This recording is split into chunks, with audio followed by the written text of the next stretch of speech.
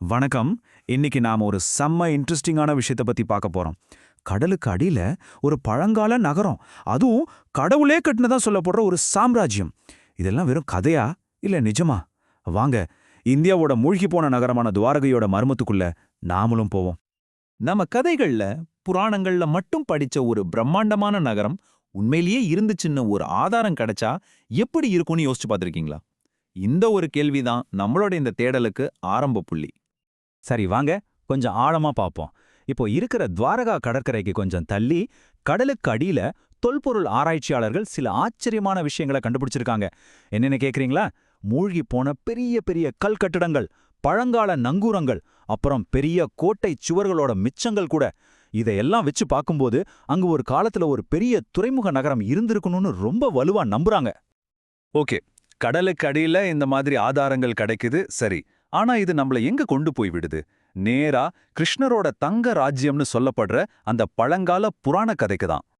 மகாபாரதம் மாதிரியான நம்ம இதிகாசங்கள்ல சுவர்ண துவாரகைன்னு ஒரு தங்க நகரத்தை பத்தி சொல்லிருக்காங்க. அது என்னன்னா, பகவான் கிருஷ்ணரே கட்டளை போட்டதும் தேவலோக சிற்பியான விஸ்வகர்மா ஒரே ராத்திரில கட்டின ஒரு பிரம்மாண்டமான கோட்டை நகரம்னு அந்த புராணம் சொல்லுது. இப்போ பாருங்க, இந்த விஷயம் தான் ரொம்ப சுவாரஸ்யமானது. கிருஷ்ணர் தன்னோட அவதாரத்தை முடிச்சிட்டு பூலோகத்திலிருந்து போனதுக்கு அப்புறம் ஒரு தெய்வீக வாக்குப்படி இந்த நகரம் கடலுக்குள்ள மூழ்கிடுச்சுன்னு நம்பப்படுது. இப்போ யோசிச்சு பாருங்க, கடலுக்கடியில கிடைச்ச அந்த ஆதாரங்களும் இந்த புராண கதையும் எப்படி ஒன்னோட ஒன்னு பொருந்தி போகுதுன்னு. சரி, இப்போ கடலுக்கு அடியில இருக்கிற அந்த புராண நகரத்துல இருந்து இன்னைக்கு நம்ம கண்ணு முன்னாடி கரையில கம்பீரமா நிக்கிற நிஜத்துக்கு வருவோம். அதுதான் ஜகத் மந்திர், நாம எல்லாருக்கும் தெரிஞ்ச துவாரகாதீஷ் கோயில்.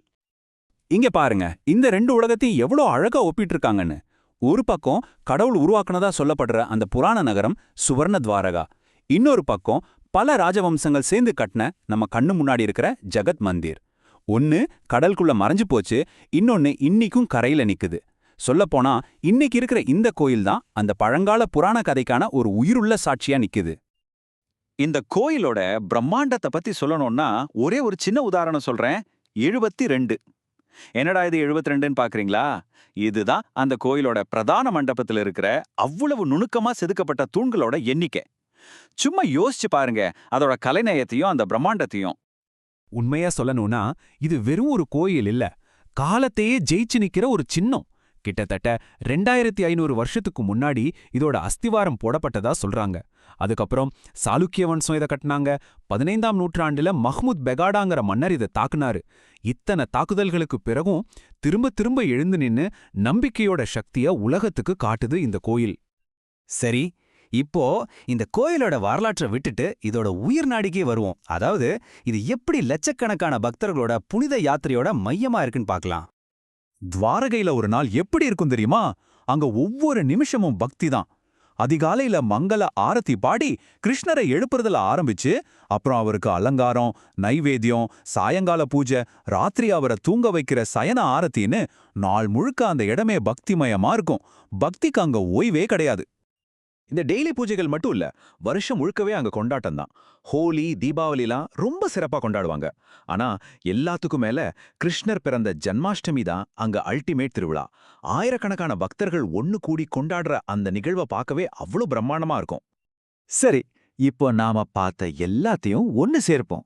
புராணம், வரலாறு, அப்புறம் மக்கள் மனசுல வாழ்ற நம்பிக்கை, இது எல்லாம் சேர்ந்து துவாரகைக்கு எப்படி இவ்ளோ பெரிய முக்கியத்துவத்தை கொடுக்குதுன்னு பார்க்கலாம். துவாரகையோட ஆன்மீக முக்கியத்துவத்துல முதல் லேயர் என்னன்னா, அது சப்தபுரிகள்ல ஒன்னு. அதாவது மோட்சத்தை கொடுக்கும் நம்பப்படுற இந்தியாவோட 7 மிக முக்கியமான பழமையான புனித தலங்கள்ல துவாரகையும் ஒன்னு. ஆனா விஷயம் அதோட முடியல. அடுத்ததா இன்னும் முக்கியமான ஒரு லேயர் இருக்கு. ஆதிசங்கரர் இந்தியா முழுக்க 4 மூலைகள்லையும் 4 புனித தலங்களை சார்தாம் நிறுவனார் இல்லையா? அதுலயும் துவாரகை ஒரு முக்கியமான இடம். இங்கதான் துவாரகையோட ஸ்பெஷாலிட்டியே இருக்கு. யோசிச்சு பாருங்க, இந்தியாவுல ஆயிரக்கணக்கான புனித தலங்கள் இருக்கு. ஆனா இந்த சப்தபுரிகளிலும் சரி, சார்தாம்லயும் சரி, இந்த 2 முக்கியமான லிஸ்ட்லயும் இருக்கிற ரொம்ப ரொம்ப குறைவான இடங்கள்ல துவாரகையும் ஒன்னு. இதுவே அதுக்கு ஒரு தனிப்பட்ட மிகப்பெரிய ஆன்மீக அந்தஸ்தை கொடுக்குது. அப்போ துவாரகையோட உண்மையான சக்தி எங்க இருக்கு? அது ஒரே ஒரு விஷயத்துல இல்ல, பல விஷயங்கள் ஒன்னு சேர்ற இடத்துல இருக்கு. ஒரு பக்கம் கடலுக்கு அடியில இருக்கிற நிரூபிக்கக்கூடிய வரலாறு, இன்னொரு பக்கம் காலத்தை வென்று நிக்கிற கிருஷ்ணரோட புராணம், மூணாவதா ஒரு முக்கியமான கடற்கரையில அதோட அமைவிடும். கடைசியா கோடிக்கணக்கான மக்களோட அசைக்க முடியாத நம்பிக்கை. இந்த நாளும் ஒன்னு சேர்ற ஒரு மேஜிக்கல் பாயிண்ட் தான் துவாரகை. அதனால கடைசியா ஒரே ஒரு கேள்வியோட இந்த உரையாடலை முடிச்சுக்கலாம். துவாரகையை பொறுத்த வரைக்கும் வரலாறு எங்க முடியுது, நம்பிக்கை எங்க தொடங்குது, இந்த ரெண்டுக்கும் நடுவுல இருக்கிற கோட்டை நீங்க எங்க வரைவீங்க? யோசிச்சு பாருங்க.